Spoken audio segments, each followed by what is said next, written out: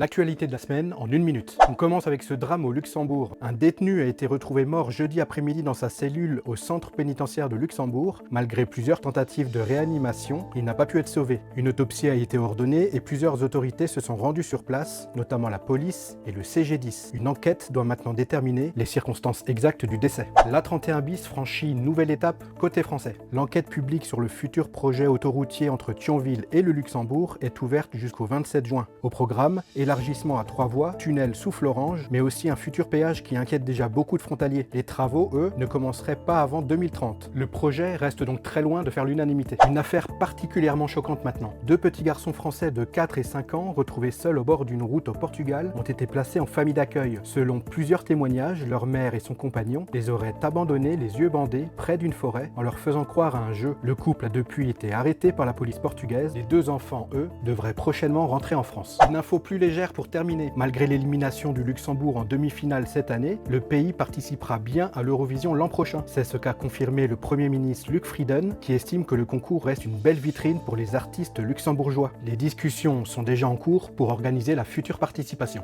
Retrouvez toute l'actu du Luxembourg et des frontières en français sur RTL Info.